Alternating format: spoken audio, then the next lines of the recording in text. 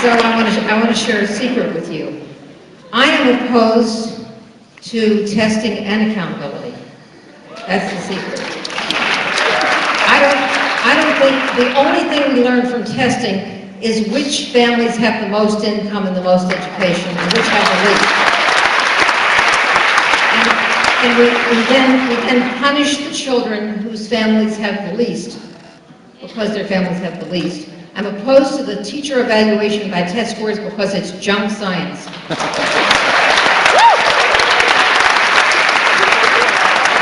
want to stay on that topic because you have had a long career, and in the comments we read at the beginning, you helped at one point shape standardized testing. Not standardized testing, voluntary national standards, where all the professional associations got together and developed voluntary national standards of a very broad and non-prescriptive nature, totally unlike the Common Core. It was not done in secret behind closed doors by testing agencies, which most of the people who wrote the Common Core were from either the College Board, ACT, Achieve, groups that were test developers. There was not a single person there who had any experience with early childhood education. There was not a single person there who knew anything about disabilities, and they wrote the nation's standards. Given that distinction between and what the perception of standardized testing currently is, the question is raised by one of our people in attendance tonight. How then do we hold schools accountable, in the phrase used here, as taxpayers, to make certain that they are doing the people's work? How do you hold firemen and policemen accountable? What is the business on these schools? You're going to hold schools accountable. What does that mean? You're going to fire them? I mean, you don't hold schools accountable. You hold yourself accountable as a parent.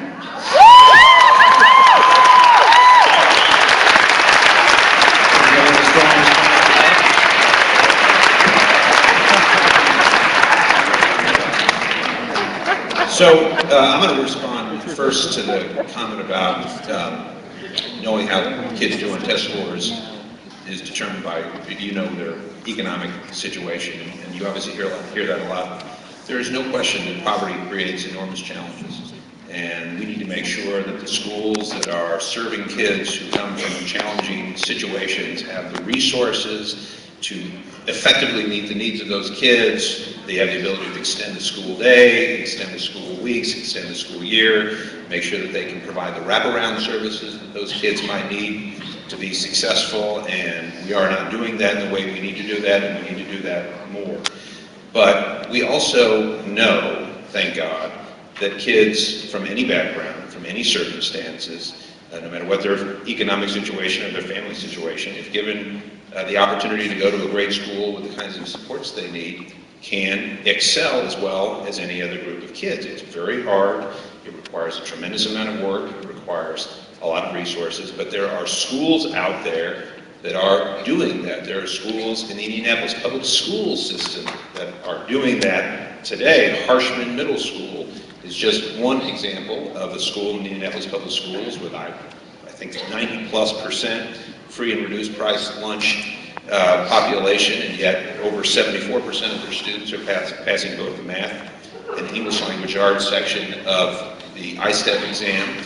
A study came out in the last few years, a gold standard study from Harvard and Columbia, that did an extensive analysis of teachers in urban schools and found that even with the effects of poverty, teachers can have an enormously positive or negative effect on student learning. And so this notion that because of a kid's background, they're destined to some sort of outcome, I think is just wrong. And I think we fortunately have examples to disprove that. What we need are more and more of those examples.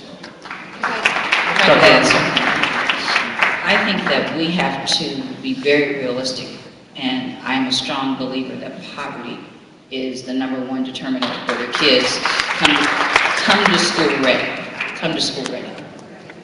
I think that once they get there, what has to kick in is the quality of the classroom teacher, the quality of the administrator in the building. But having said that, let me give you an example of something, an actual example. I won't talk about the names of the school. I have one school that has a 94% free and reduced lunch. I'm going to compare it to a school that has a 29% free and reduced lunch. The school with the 94% free and reduced lunch, 97.3% of their students passed IRE. The school with the 29%, 98. The school with the 29% was given a 4-star rating. It also happens to be a magnet school. The school with 97%, but 94% on free and reduced lunch was given a national Title I distinction. Now, I've talked about poverty prevents them from all coming ready to learn. Once they get here, we have to have the right teachers, the right administrators. But what made that school, that neighborhood school, that shouldn't have a right to be successful, is that the church next door adopted them. The Rotary adopted them. There are more adults in that school some days than children. The teachers only have to breathe and somebody provides them the resources they need. It's in a neighborhood where the classes aren't that large because it's a part of the city that people are abandoning. So we've got to be realistic. Poverty does matter. We can change that with quality teaching and administrators, but let's not fool ourselves. Resources also matter. And if we're taking away the funding for full-day kindergarten, additional assistance, we have a large ELL population. For us as a district, that's really another teacher. In our district, our music, PE, we have never cut that as a district, thanks to my board.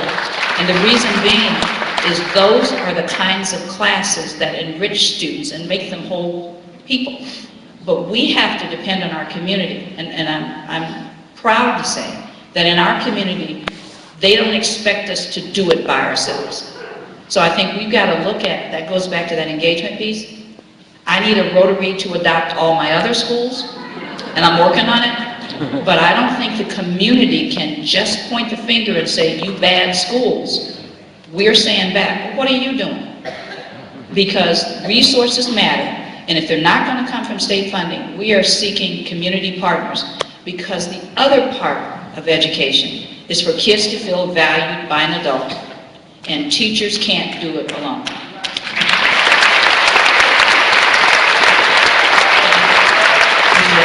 I'll read a question to you, and usually the words used in the question, you may quibble with the words as well, and that's fine. That's part of the reason I'm going to read it this way. How does privatizing education and operating schools on a business model help improve student learning? Are charter schools detrimental then to public education? Your response to that question. So this is where Dr. Evans and I will disagree, as you might imagine. It's not the only It's thing. not surprising. And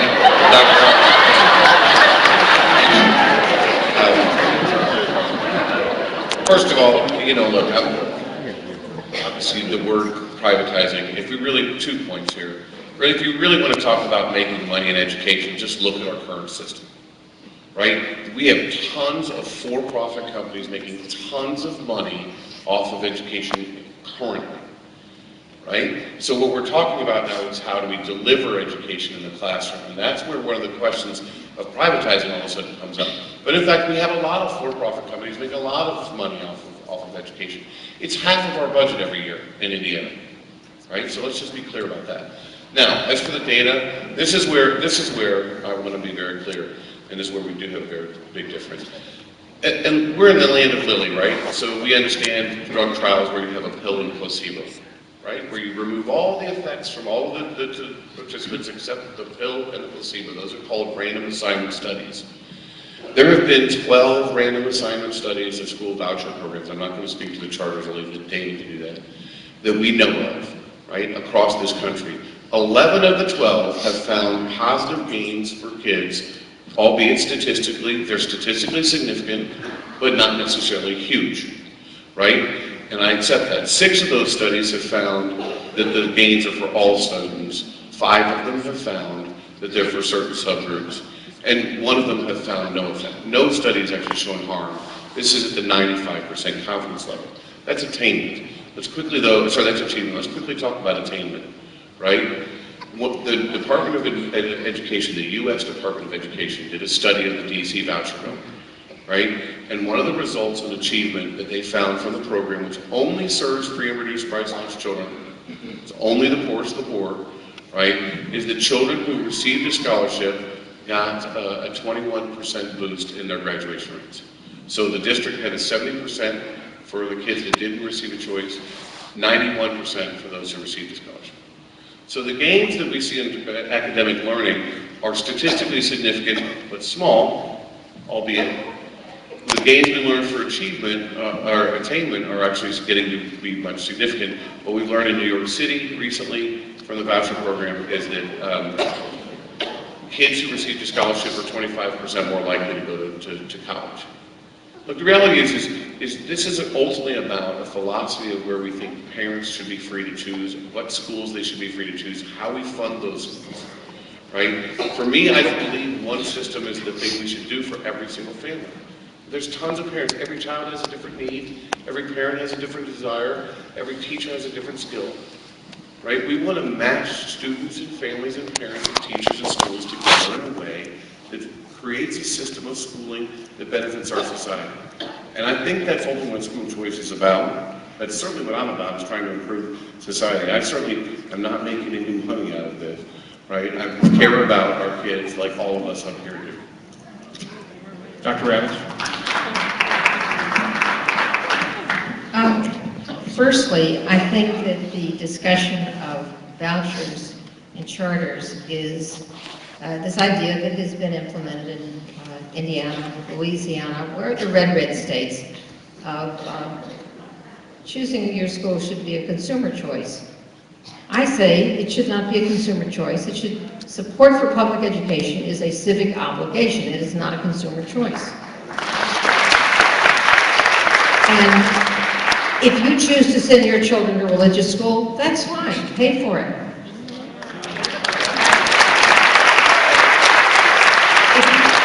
If you send your children to a private school, that's cool. Pay for it. It is not my obligation to pay to send your child to the church of your choice.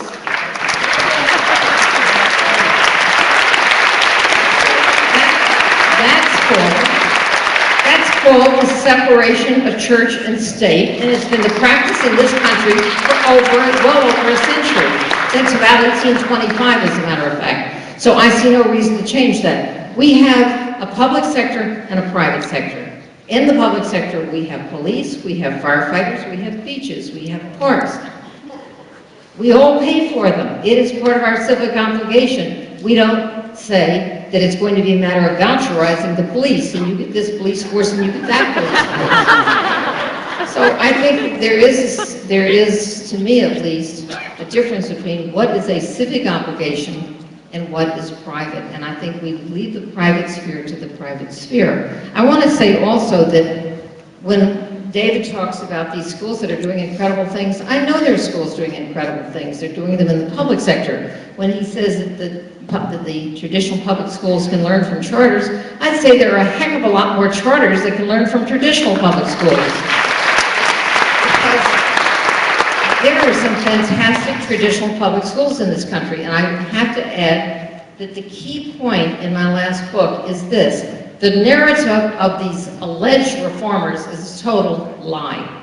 We do not have an education system that's failing. We have the highest test scores in history, and that's going back through the National Assessment of Educational Progress since it started in 1970. We have the highest test scores in history. We have the highest graduation rates in history, and we have the lowest dropout rates in history. And the places where we're failing is where there is high segregation and high poverty. Poverty is the most reliable predictor of academic failure. If we have in this country, we're #1 in the world in child poverty amongst the advanced nations of the world. The surest way to raise academic performance across the nation would be to reduce poverty.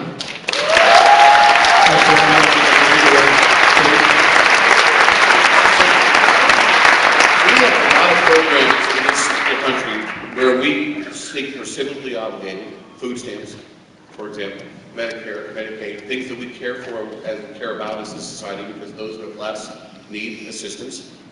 We don't tell them where to go and get their food. We allow them to go to a variety of different options.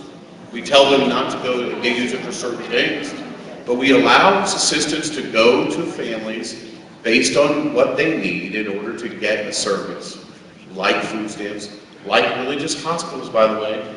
There's a whole host of public dollars that already flow to private and religious institutions. In this case, though, the United States Supreme Court has already ruled on this issue of vouchers. You may not like it, but the current sitting law of the land is that vouchers in Cleveland and vouchers in Indiana are truly private choice. They're not choice of religion because no school gets $1 without a parent accessing that first. Right? And that's the court's reasoning. We may not agree with that. But the reality is we have a ton of dollars already flowing to the private sector and the religious sector for civic goods that, by the way, I'm obligated for too. I agree we have a civic obligation for public education. Again, just like we have a civic obligation for food stamps.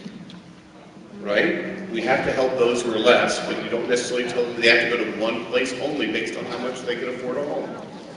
I have to say something, I'm sorry. Please do.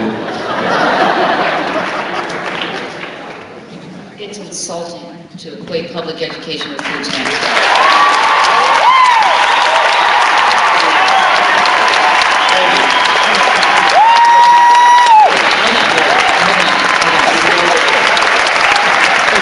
And here's why.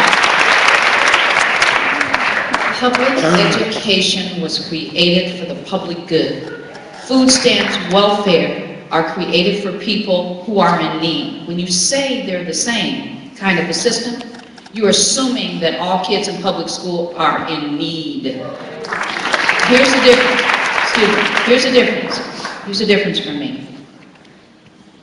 Yes, it's the law of the land. And I said before, I'm not going to live long enough. We're going to have vouchers and charters and privatization until it collapses on its own.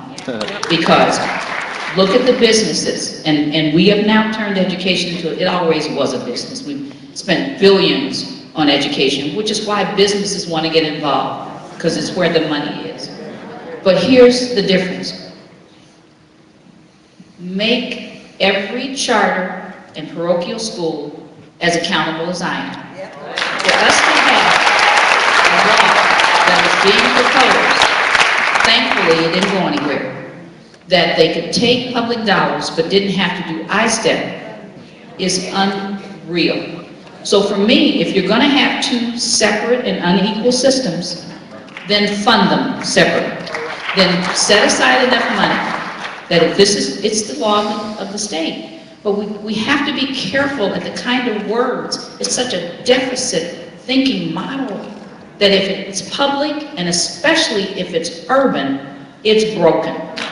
So I just really am offended when you use those kind of words. I never said that, and did you phrase the entire time you talked about this? That's okay. And I'm talking about funding mechanisms, not necessarily, but if you want to talk about accountability, the current law of the land in Indiana says that a private school that receives scholarships for 2 years, if they're a D or F after 2 years continually, they can't take new students. I challenge all traditional schools to do that same thing.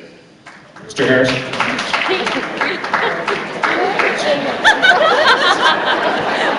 So I just wanted to comment on something that Diane said. I couldn't agree more that we should do everything in our power to eradicate poverty in every way that we possibly can. I just can't envision a way of eradicating poverty that doesn't mean that we're effectively educating those kids. That seems to me to be the best pathway out of poverty, and I don't see how you get out of poverty if we don't educate kids. And another comment that was made was reference to the red states that are enacting reforms like charter schools. And I think one of the reasons that those initiatives have gained so much currency, particularly charter schools, is that they are bipartisan issues. No one did more to launch charter schools in this country than Bill Clinton. And no one has been a bigger advocate for charter schools than Barack Obama. And this is an issue that is, the education reform community is actually an area where Republicans and Democrats are coming together. The Washington Post did an editorial shortly after Mayor de Blasio's election that said nothing was less progressive than the efforts against education reform. This is an area, unlike so many others in our country, where we have an opportunity to come together. We have an opportunity to bring Democrats and Republicans together to solve these issues. Time is short. Too short to get to all the questions that we can. So this will be the final question for the panel. Dr. Ravitch, we'll start with you, but I'd ask you all to consider your response and keep it as quick as we can, but feel free to get the point across that you want to. What is one major change in U.S. public education that you would encourage all Americans to get behind? Well, I could think about 12. I would first of all allow all testing to be done by teachers and eliminate the standardized testing industry. That would be the one major change. Yes. Mr. Reno? You might imagine, I would create a system that allows funds parents to go to schools that are high quality of any type. Dr. Robbins? I would hope that one day we'll figure out what is quality education and how much it costs, and then make a decision as a country to make sure that every single child has that amount to get that high quality education. I would devolve power and resources away from central offices down to school level so we can really empower educators at the school level to best meet the needs of kids and make sure they have the resources, especially when they're educating some of our most disadvantaged kids. Mr. Lang, we'll leave it to you to build this bridge. Yeah, I don't think I did my job. Sorry. Okay, so I guess I would say that having heard all of this stuff, I think, I don't know if I could pick one thing to get behind. I think there are too many issues. I think perhaps what I would love to see would be a greater degree of stepping, I don't know if it's a policy thing, but stepping a little bit further away and asking, all right, what truly is effective in a good charter school, a good traditional public school, and remove it from the politics of how that happened, or how that evolved, and then say, okay, let's do that. Let's do that.